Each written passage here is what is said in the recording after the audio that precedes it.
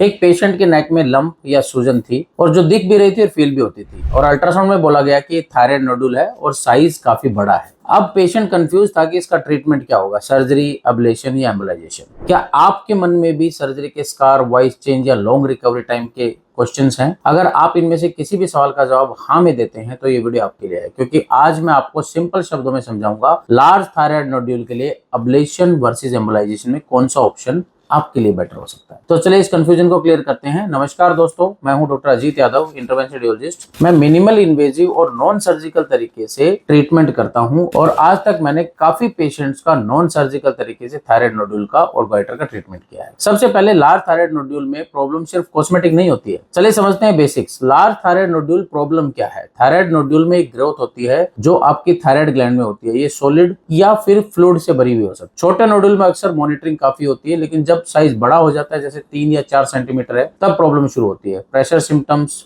जैसे खाना ना खा पाना या आवाज में चेंज आ जाना या सांस लेने में दिक्कत होना, या फिर कॉस्मेटिक इश्यू की नेक में स्वेलिंग है और लोग बोलने लगते हैं कि आपके गले में कुछ स्वेलिंग दिखाई दे रही है। अब ट्रेडिशनली इसका ट्रीटमेंट सर्जरी होता था, लेकिन सर्जरी में नेक में कट लगता था, हॉस्पिटल में स्टे ज्यादा होता था और कुछ केसेस में आवाज पे इफेक्ट भी आता था। प्लस जब थायराइड पूरी निकल जाती थी तो ये काफी रिस्की होता था, क्योंकि टेबलेट पे रहना पड़ता था। इसी वजह से नॉन सर्जिकल ट्रीटमेंट आए, जैसे कि एब्लेशन और एम्बोलाइजेशन, और ये पॉपुलर हुए, लेकिन लोग ज्यादा अवेयर नहीं इस ट्रीटमेंट के बारे में। तो ये मैं आपको समझाने वाला हूं। सबसे पहले बात करते हैं कि अब्लेशन क्या होता है। अब्लेशन का मतलब होता है नोड्यूल के अंदर उसके टिश्यू को डिस्ट्रॉय कर देना ताकि वो श्रिंक हो जाए। ये दो तरह से हो सकता है। रेडियो फ्रीक्वेंसी अब्लेशन, जिसमें हीट यूज करते हैं और नोड्यूल को श्रिंक कर देते हैं। दूसरा है माइक्रो अब्लेशन, जिसमें माइक्रोवेव एनर्जी से हीट को हम जनरेट करते हैं और उससे नोड्यूल डेड हो जाता है और श्रिंक होने लगता है। अब जानते हैं कि प्रोसीजर कैसे किया जाता है। तो प्रोसीजर करने के लिए अल्ट्रासाउंड की मशीन की जरूरत होती है और अल्ट्रासाउंड की गाइडेंस में एक पतली सी निडल डायरेक्टली ट्यूमर के अंदर डाल दी जाती है और एनर्जी दी जाती है, जिससे नोड्यूल जलने लगता है और धीरे धीरे बाद में श्रिंक हो जाता है।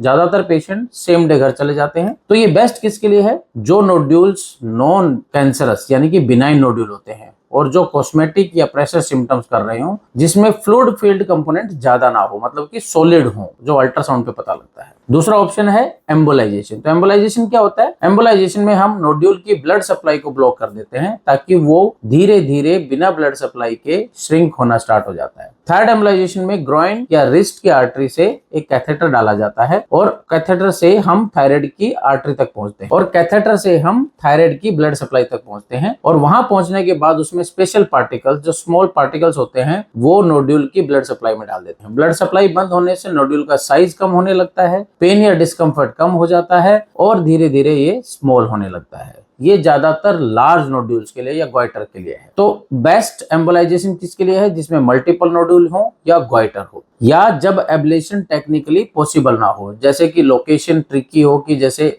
डेंजर ट्रायंगल, जो आवाज की नर्व होती है उसके ज्यादा नजदीक हो, तो एम्बोलाइजेशन कर सकते हैं। अब बात करते हैं एम्बोलाइजेशन वर्सेस एब्लेशन की, कौन सा बेटर है। अब सबसे ज्यादा इंपॉर्टेंट सवाल है कि कौन सा चूज करें। एब्लेशन का प्लस पॉइंट है कि डायरेक्टली नोड्यूल को टारगेट करते हैं, रिजल्ट रिलेटिवली फास्ट मिलता है। माइनस पॉइंट ये है कि बड़े नोड्यूल अगर 6-7 सेंटीमीटर से बड़ा है तो कभी कभी मल्टीपल सिटिंग की जरूरत होती है। एम्बोलाइजेशन का प्लस पॉइंट लार्ज या मल्टीपल नोड्यूल में पॉसिबल है, सराउंडिंग स्ट्रक्चर्स को टच नहीं करता है। माइनस पॉइंट क्या है?